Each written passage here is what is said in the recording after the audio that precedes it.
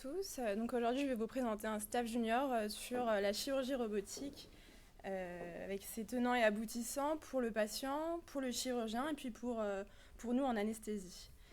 Donc à l'IGR, on fait un petit peu de chirurgie robotique. Imaginons que vous êtes nouveau à l'IGR et puis qu'en consultation, vous voyez une femme de 55 ans qui a un cancer de l'endomètre, quelques comorbidités, qui est obèse, hypertendue. Et les chirurgiens ont prévu une hystérectomie totale, annexectomie par chirurgie robot. Et là, vous vous demandez, mais qu'est-ce que c'est le robot? Alors, je vais vous présenter ça. Le robot, ça se présente comme ça. Ça, c'est le DaVinci XI, qui est celui pour l'instant le plus utilisé et celui qu'on a à l'IGR. Vous avez à gauche une colonne vidéo, comme en chirurgie cœlioscopique que vous connaissez. Au milieu, le robot avec ses 4 bras. Donc, c'est lui qui va opérer, c'est lui qui a les instruments, c'est lui que le chirurgien va diriger. Et à droite, c'est la manette, c'est la console chirurgicale. Le chirurgien, il est assis, il n'est pas en stérile, il est devant sa console. Il regarde dans les petits yeux le champ opératoire qui est retransmis et avec les manettes, il donne des mouvements au robot qui va opérer. Alors en vidéo, ça donne ça. C'est une vidéo qui a été tournée à l'IGR. Vous avez les 4 bras du robot qui vont se déployer. Et le chirurgien qui est là, qui est pas en stérile, quoi, est devant sa console et qui a une visualisation du champ opératoire en 3D. Donc vraiment une optique qui est bien meilleure qu'en cœlioscopie où c'est en 2 dimensions sur son écran. Là, il voit très bien le champ opératoire, il est assis, il se fatigue moins et il donne aux manettes les mouvements du robot que vous voyez se déployer sur le patient. L'avantage en chirurgie, de la chirurgie robotique, c'est que c'est une technique mini-invasive et qui, a priori, aurait moins de complications pour le patient. Ça, c'est une méta-analyse du traitement du cancer de l'endomètre qui, là, compare la chirurgie cœlioscopique à la chirurgie robot et toutes complications confondues, qui dit qu'il y a moins de complications, que ça soit post-opératoire, des reprises, des saignements, ou que ça soit en termes fonctionnels, notamment là c'est pas de la chirurgie de prostate, mais c'est aussi une chirurgie qui est beaucoup faite en robot, moins de dysfonction érectile, moins de problèmes fonctionnels, en chirurgie du rectum aussi moins de lésions, des petits nerfs, parce que les chirurgiens ont une meilleure visualisation du champ opératoire, et voilà. Moins de pertes sanguines en chirurgie robot qu'en chirurgie cellio, moins de taux de la baroconversion. Par contre, pour le moment, en timing opératoire, le robot ne va pas plus vite que la cœlioscopie. On peut même dire que chez des équipes qui ne sont pas très entraînées, ça va durer beaucoup plus longtemps. Puis avec le temps, nous à l'IGR, il commence à aller de plus en plus vite, donc on espère que le timing opératoire soit meilleur. Pour le moment, pareil, sur la durée d'hospitalisation, la réhabilitation du patient, il n'y a pas non plus de bénéfices, mais c'est l'objectif à l'avenir. Pour quelle chirurgie? La chirurgie robot, c'est très déployé en urologie. Les prostatectomies, les néphrectomies, ils ont décrit beaucoup d'avantages au caractère mini-invasif de cette chirurgie. Et puis à l'IGR, on fait beaucoup de chirurgie pelvienne, gynéco, des cancers gynéco, les hystérectomies, les curages pelviens.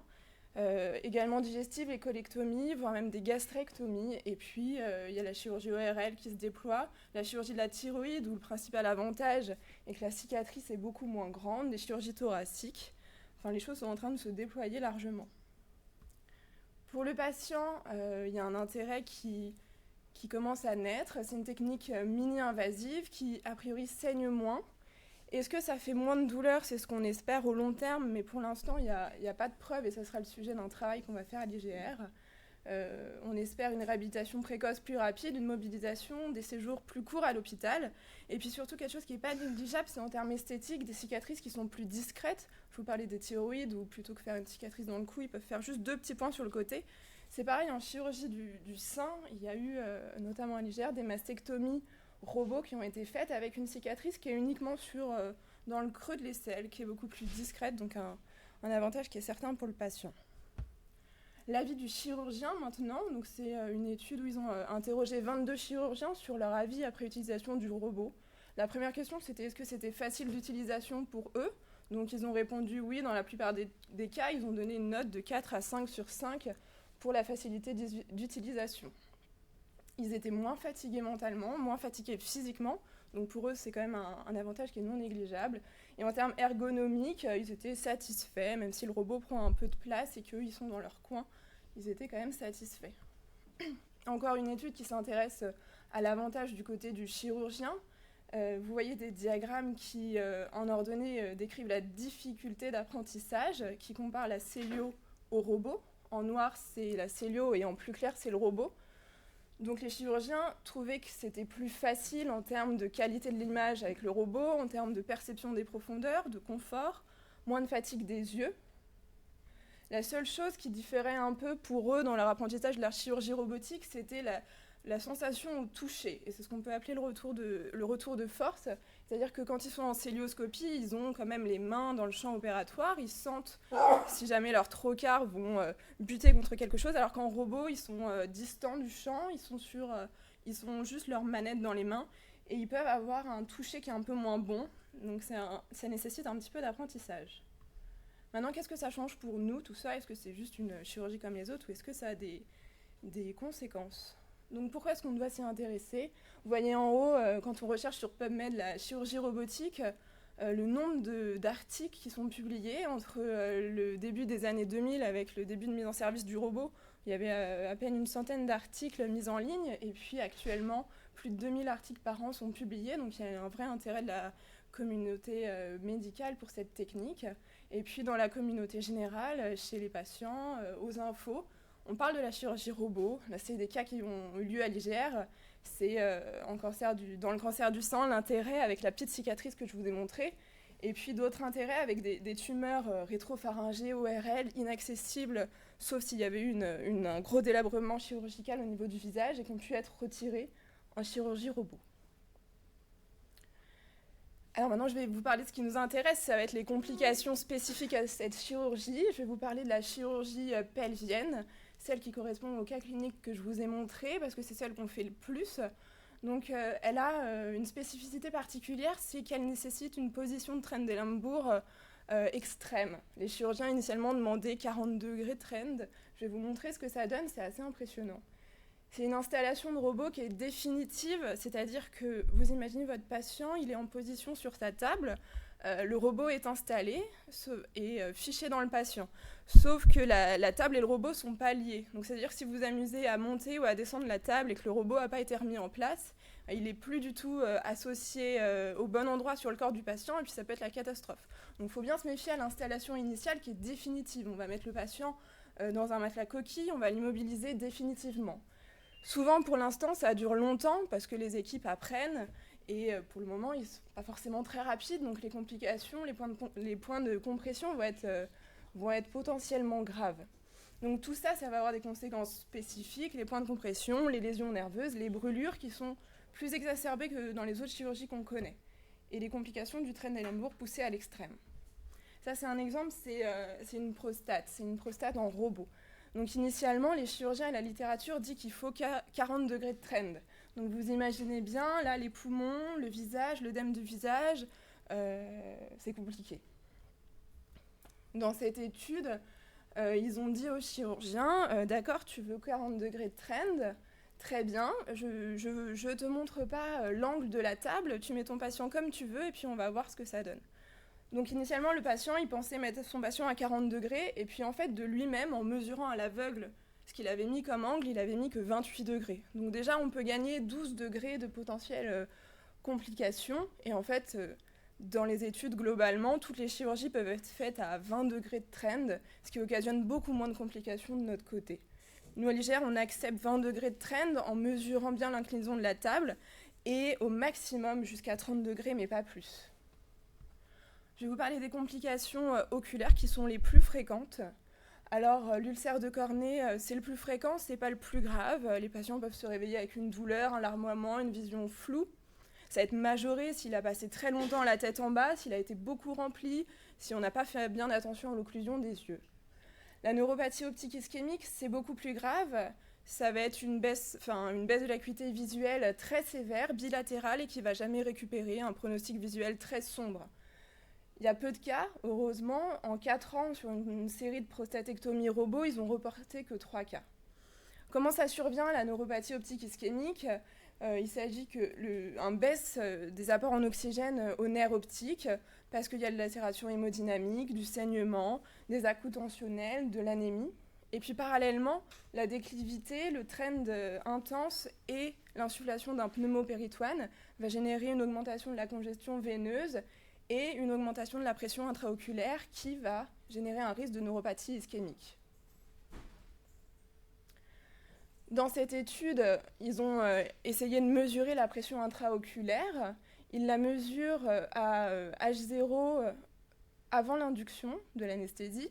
Donc, dans ces 4 séries de patients, la pression intraoculaire était de l'ordre de 15 mm de mercure. Et puis, après 1 heure en Trendelenburg, ils remesurent la pression intraoculaire, elle est montée à 25-30. Alors là, ils ne reportaient pas directement des cas de neuropathie optique ischémique, mais on voit que la pression oculaire a pris 10-15 points et que c'est à risque pour ces patients de cécité. Ici, une comparaison entre 25 ou 30 degrés de trend. En haut, c'est 30 degrés de trend, en bas, c'est 25. Et pareil, ils mesurent la pression intraoculaire à H0 et puis au cours de la chirurgie. Et il y a une différence significative entre les deux séries. Donc une raison de plus de mesurer l'inclinaison de la table et de mettre en place des protocoles pour discuter avec le chirurgien. Et les complications respiratoires maintenant.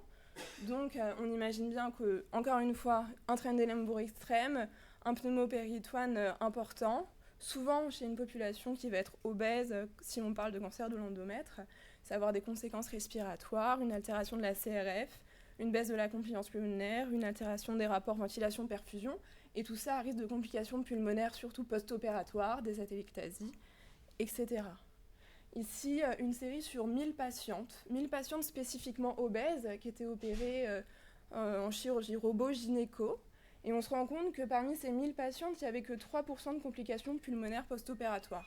Donc tout ça pour vous dire que oui, bien sûr, si ça dure très longtemps, qu'elles sont en trend prolongée très longtemps et qu'elles sont obèses, elles ont un risque de complications pulmonaires post-opératoires, mais il ne faut pas les récuser pour autant de ce type de chirurgie qui peut leur être bénéfique parce que c'est mini-invasif pour elles. Une étude qui n'est pas encore sortie mais qui est à paraître, ça va être une étude prospective multicentrique où ils vont essayer de savoir quel mode ventilatoire est le meilleur dans ces chirurgies-là. Donc leur critère de jugement principal, ça sera l'incidence des complications pulmonaires post-opératoires. Et ils vont essayer de voir le retentissement de la ventilation mécanique en chirurgie robot. Une autre partie des complications respiratoires qui est intéressante, c'est que c'est des modifications de l'airway après chirurgie robot. C'était des chirurgies dans cette série qui durent entre 100 minutes, donc pas très longtemps, et 500 minutes, donc beaucoup plus longtemps. Et globalement, chez tous les patients, il y avait une modification de l'airway, un malmopathie plus élevé, une macroglossine, une circonférence du cou plus élevée qui persistait 2 heures après l'opération. C'est des patients qui sont à risque d'œdème laryngé post-opératoire, chez qui il faut se méfier de l'extubation.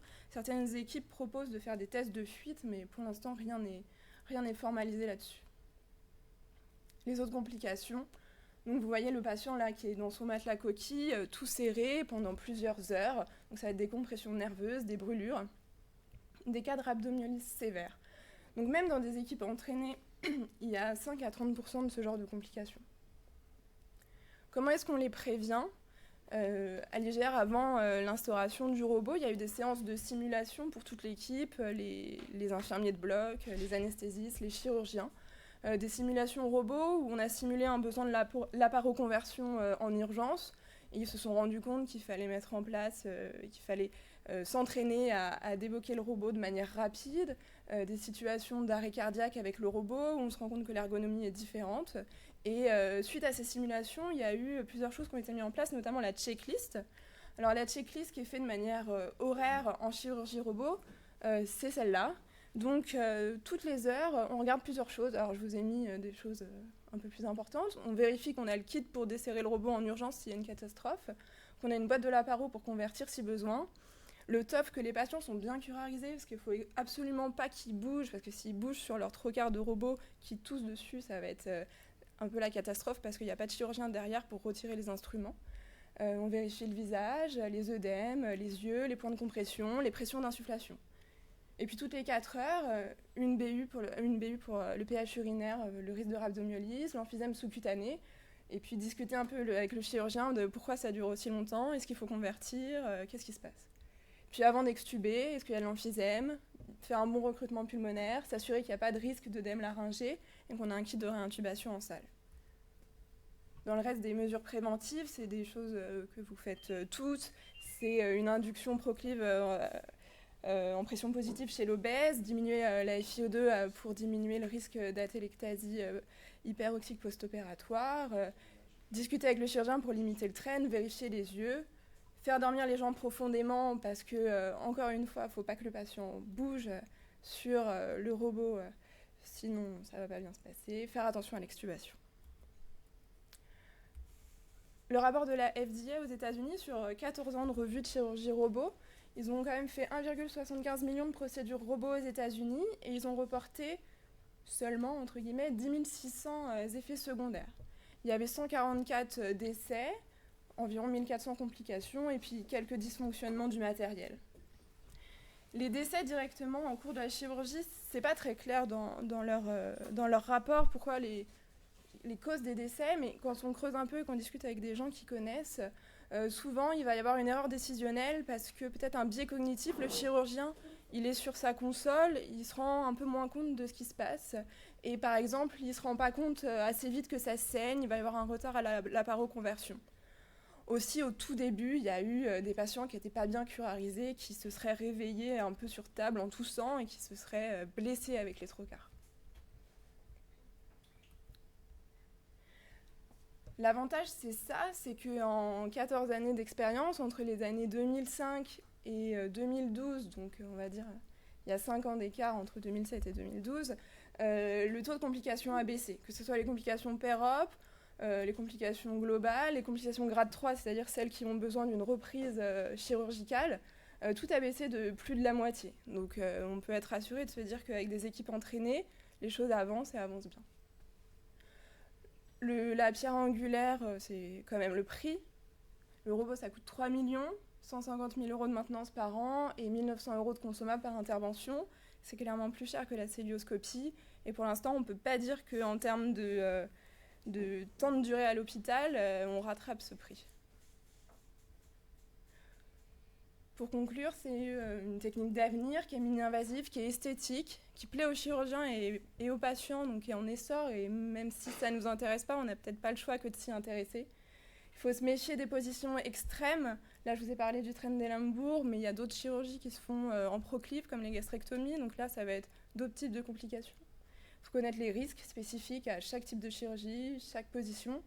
Et puis, il faut s'entraîner. Et je vais vous montrer le robot d'avenir. Celui-là, il n'a qu'un seul bras. C'est le robot du futur. Il n'a qu'un seul bras, donc c'est un seul point d'incision, un seul trou de trocar. Et il déploie 3 instruments et une caméra dans un trou, vous allez voir, qui ne fait pas plus de la taille d'une pièce de 50 centimes. Donc voilà. Vous voyez le chirurgien qui manipule ces petites manettes et le robot qui est capable d'aller dans tous les sens dans un trou qui fait la taille d'une petite pièce. Voilà.